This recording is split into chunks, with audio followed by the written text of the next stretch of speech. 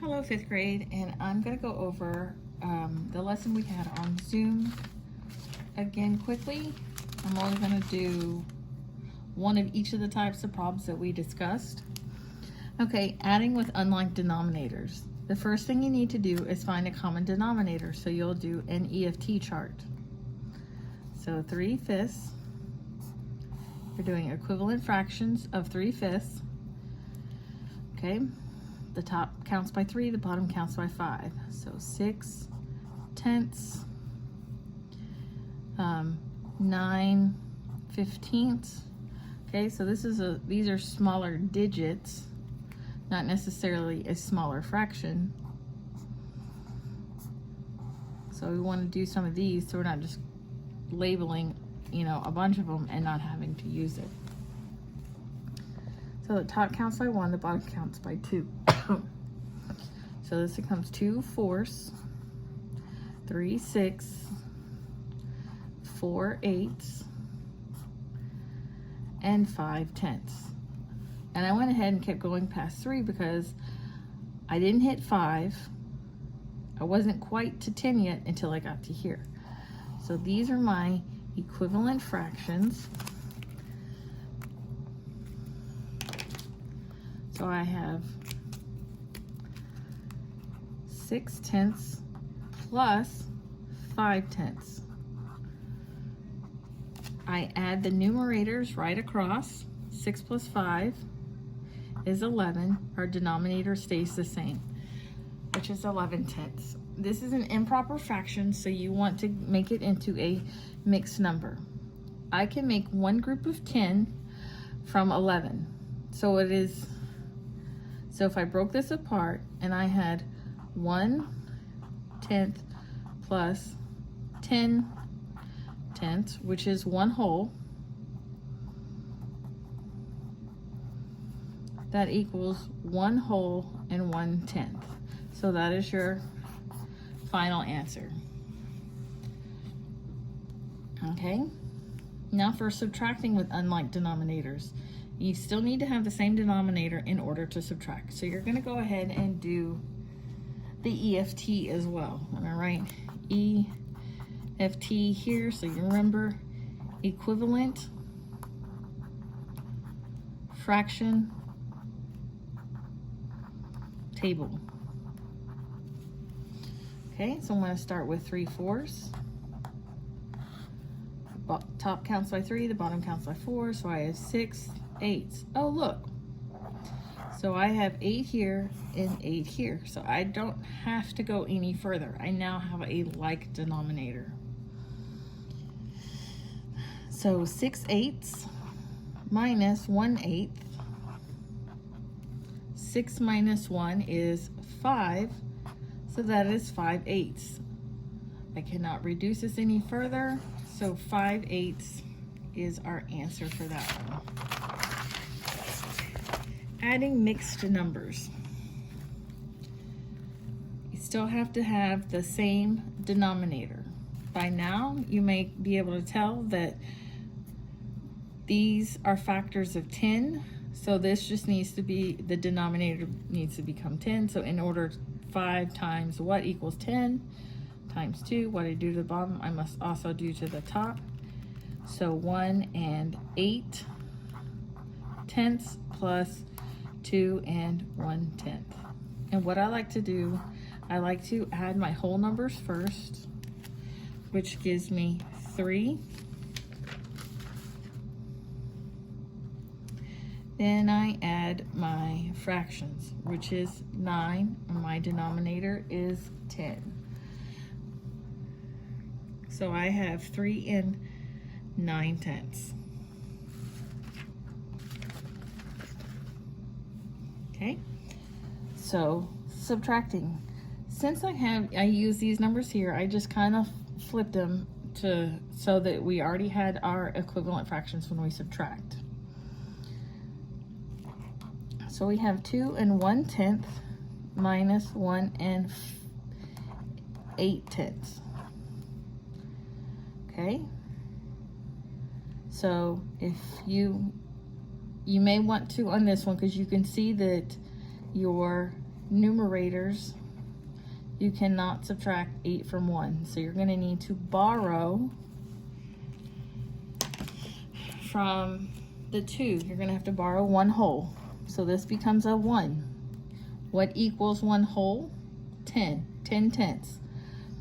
So we have 1 whole, 10 tenths plus 1 tenth is 11 tenths, minus 1 and 8 tenths.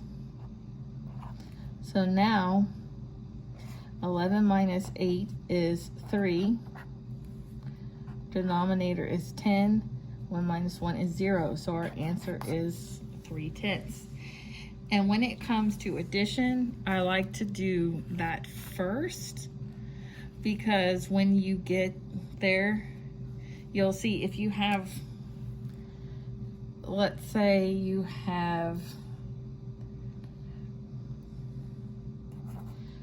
2 and 6 tenths plus 1 and 9 tenths. If I add this first, it's not going to make a difference. So it's 15 tenths. 2 plus 1 is 3. You still have a whole number and a mixed fraction, so you would have to reduce this.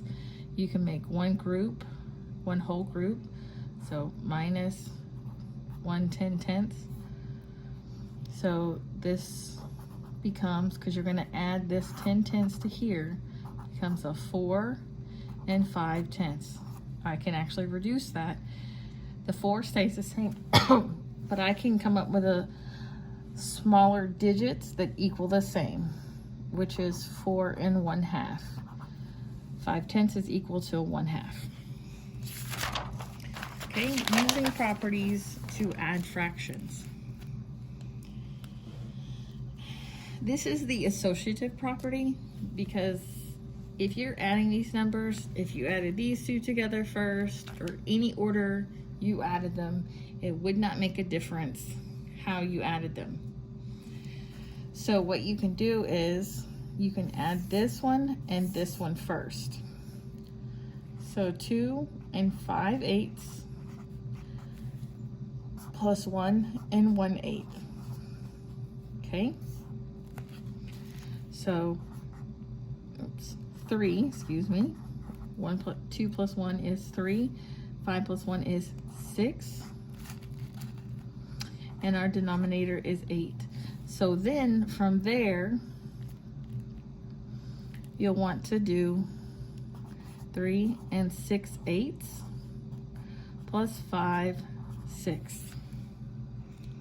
Okay. What is our smallest denominator between those two numbers, or our least common denominator?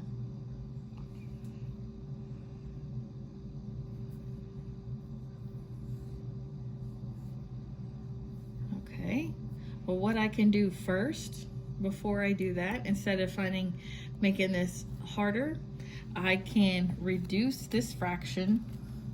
I can divide both of these by 2, and this becomes 3, because I'm not dividing that, it's the wholes. It'll be a whole, is 3/4. So I have 3 and 3/4 plus 5 6. It's much easier to work with smaller numbers when finding a least common denominator. So from there, excuse me, I know that 4 and 6 are factors of 12, so I can multiply 4 times what is 12, 3, what I do to the bottom, I must also do to the top. 6 times 2 is 12, so I'm going to multiply 5 times 12. So I have 3 and 9/12 plus 10/12, which gives us 3 and 19/12. But like I said, I'm not going to leave it like that, because this is an improper fraction. How many groups of 12 can I make from 19? 1. So I'm going to subtract 1 12 over 12, which leaves us with 7. So if you look at it like this, 19 minus 12 over 12, because you're subtracting a whole, gives us 3 and 7/12. And lastly, subtracting across zeros. When you look at this, can you easily do that in your head? No, probably not. You could estimate it, but what you'll want to do is stack it up, 400. There's a decimal in this number, so since this is all a whole number, that is where my decimal is in this number. Line up my place value, and I'm going to go ahead and put zeros here, because $400 like this looks the same as it would as $400 like this. Subtracting.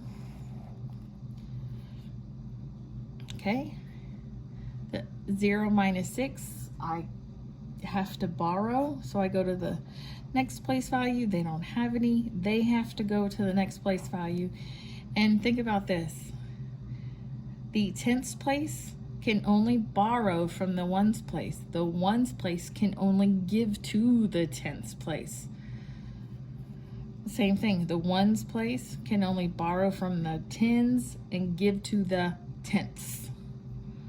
Okay, so I go over and borrow, the 4 becomes a 3. They give some to the tens place. We give them a tenth to the tens place. The ones place said, hey, you know, don't forget that I asked you for some. So the tens place now becomes a 9, and the ones place becomes a 10. The tenths comes back and says, hey, don't forget that I asked to borrow some.